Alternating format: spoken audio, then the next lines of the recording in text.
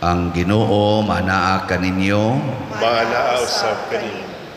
Pagbasa gikan sa Santos nga Ebanghelyo sumala ni Lucas. Himayaon ikaw, O Ginoo. Sa nagkaduol na si Jesus sa Jerico, may usa ka buta nga naglingkod ug nagpakilimos diha sa daplin sa dalan. Sa pagkadungog niya sa paglabay sa panon sa mga tao, nangutana siya, unsa ba kini? Si Jesus nga taga Nazaret milabay, miingon sila kaniya. Unya misinggit siya, Jesus, kaliwat ni David, kaluy iintaon ako. Tungod niini, gikasab-an siya sa mga tao nga naguna o gipahilom siya. Apan mikusog hinuon siya pagsinggit, kaliwat ni David, kaluy iintaon ako. Busa mihunong si Jesus ug misugo nga ang buta dadon ngadto kaniya. Sa nahiduol na siya, nangutana si Jesus kaniya, unsa may buot mong buhaton ko alang kanimo? Mitubag siya, Sir, gusto unta ako nga makakita. O giingnan siya ni Jesus, makakita ka, ang imong pagtuo maoy nakaayo kanimo.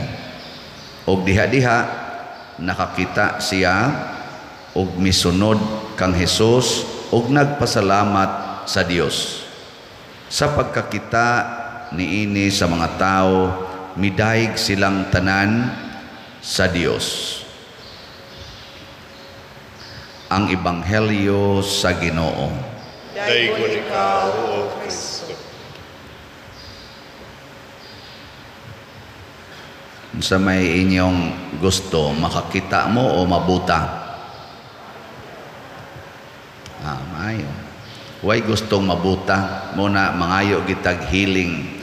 Wa say gustong masakit, gusto gitag healing. Kanang healthy ta kanunay. Si Jesus migamit niining okasyon sa usa ka buta aron pagtudlo nato unsa gid ay ang tinuod nga healing.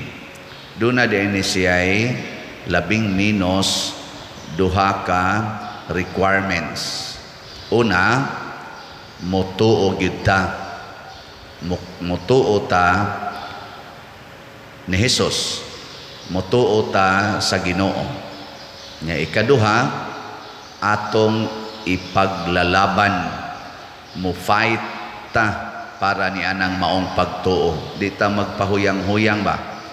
Muna nituo siya nga si Jesus Ginoo, anak ni David, kay gitag-an man sa mga propeta nga mukunsad ang Ginoo sa kaliwat ni David.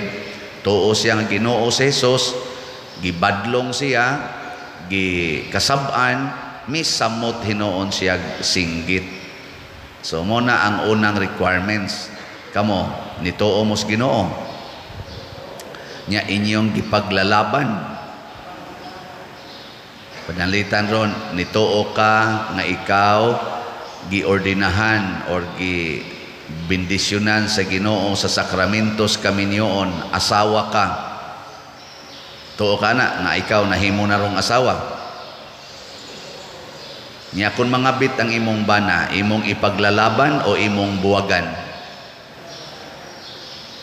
Sige, tubag. Kuha na mo. Well, di na mo dapat.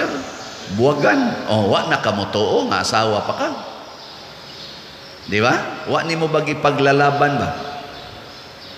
Mausa na ang bana. Manalitan, bana ka.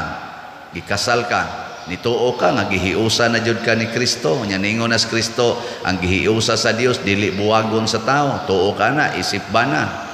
Niaron ko nang imong asawa nangabit. Uso na raban akaron. Saman.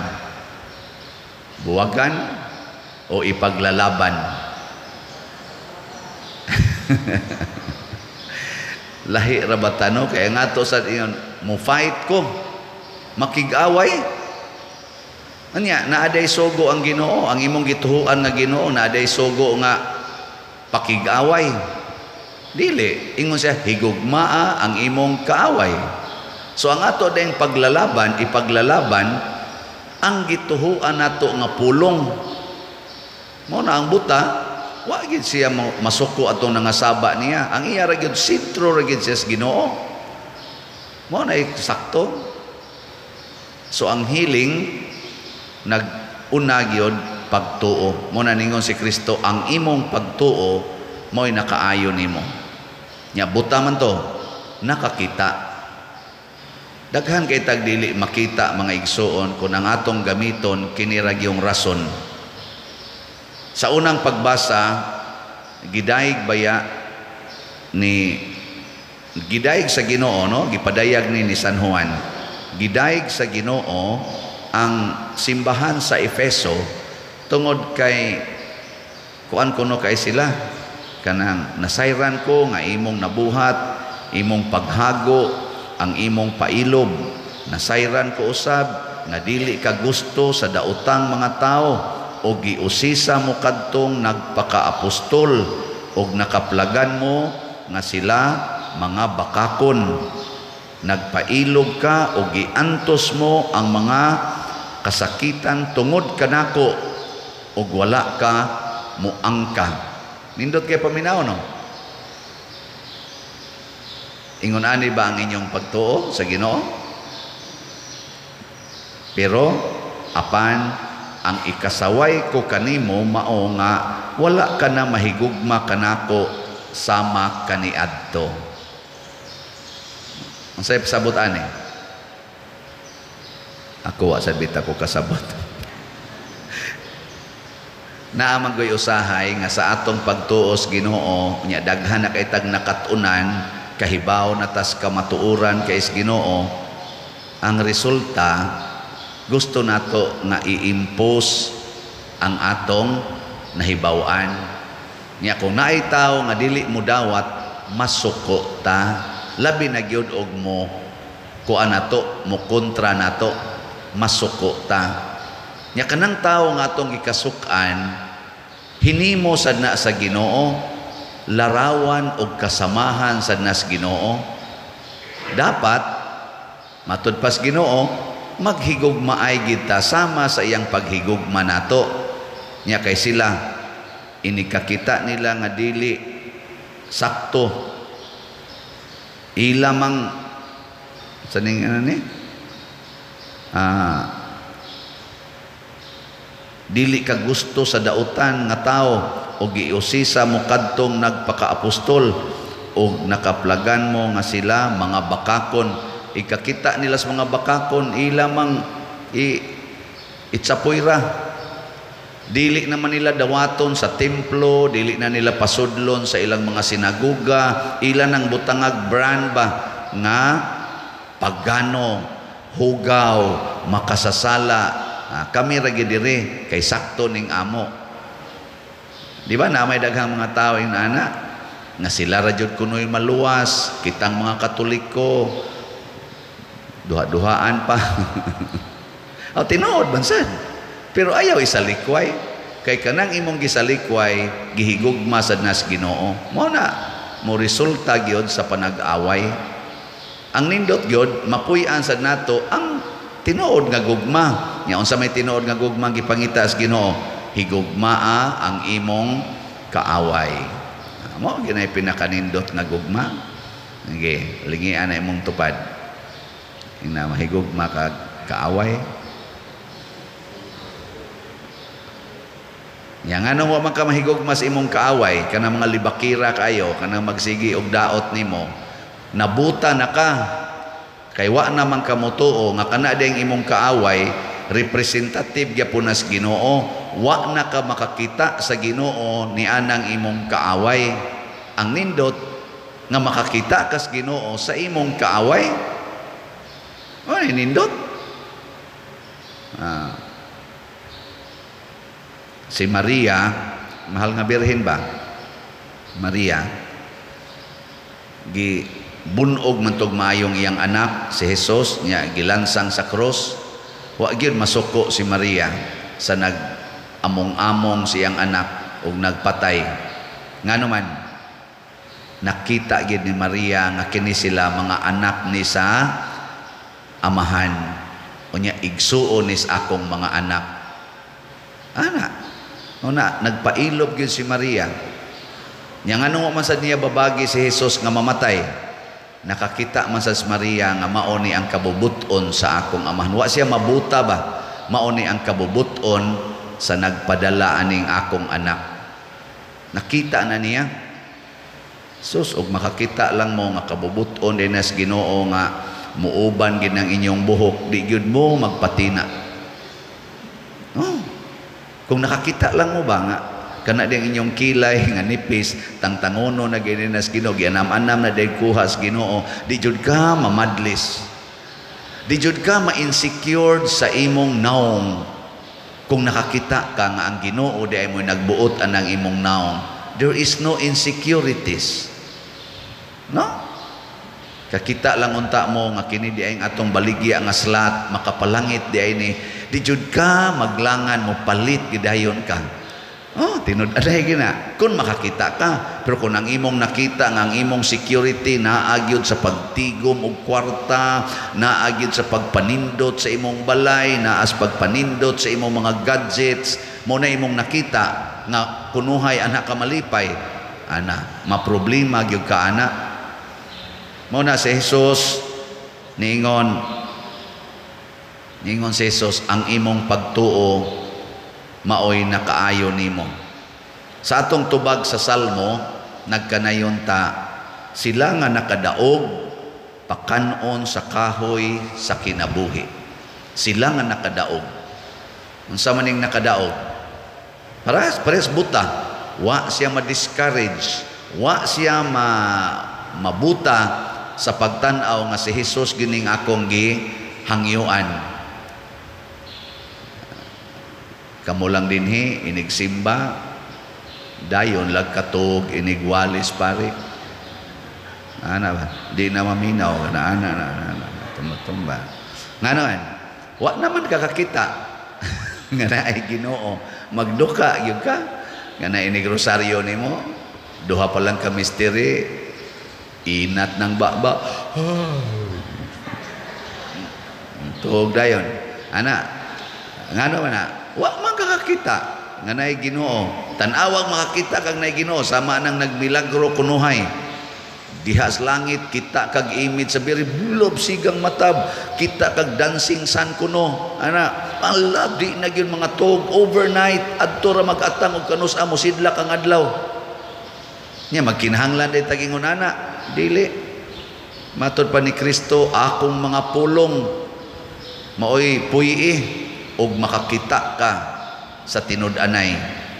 Pero gud nang ningon si Kristo, ang mamatay uban kanako, mabanhaw sad uban kanako. Kana nga pagkasulti. Nya naa kay stage 4 cancer.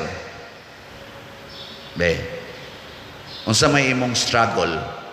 Nga mabuhi pa ka o mamatay ka uban ni Kristo? Sige. Nya imong edad 60 na. Nya stage 4 cancer ka. Unsa may imong gusto? Nga maayo pa ka o mamatay ka uban ni Kristo?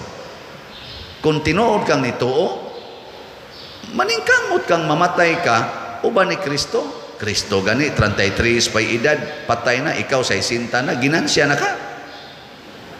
Ang ngayon na kang patyon. Nya magsige pa juga ingos kino, ayuha taong ko Lord, ayuha taong ko, ayuhain taong ko. Gagmay pa akong mga anak. Si Kristo kun boto naon ang simbahan nga iyang gitukod, mga 3 years pa lang niya nga gikuyugan.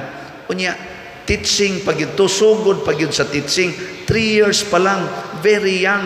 Moingon Gis Kristo ay sa kupatya amahan kay tulo pa lang katuig ang akong anak. Unsaon pagkabuhi ani?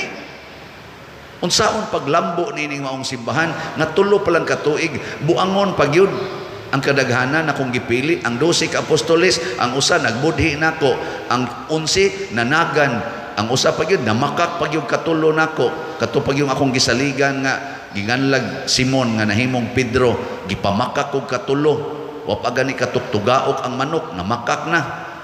Unya mao di ang simbahan nga akong tukuron nga mubuntog sa kalibutan, yang pakaayo ay sa kog patya. Oy, waoy, kabubot o samahan, kamatay diha, patay dayo. Nihangyo biya gito si Jesus nga kun mahimo ayaw ni itugot kay bata pa in taon kayo, mga mabudhion pagyud kayo, kuwang pa ba sa seminar, kuwang pa sa roots, murabag grade 3 pa nya imo dayong himuong teacher, patikon dayon nimo sa let, himo day na dili no.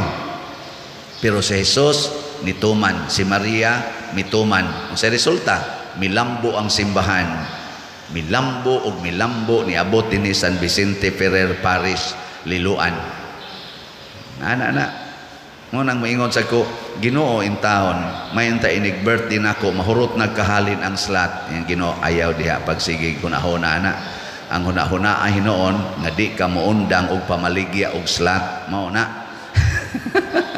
Anay nakunyag mamatay ko ika wa pa ighuman sa kong birthday, di pa ni matukod ang kumbinto siya magkuol magang naman sila Brad Loloy, sila Ternara, mamaligya mangyapon na.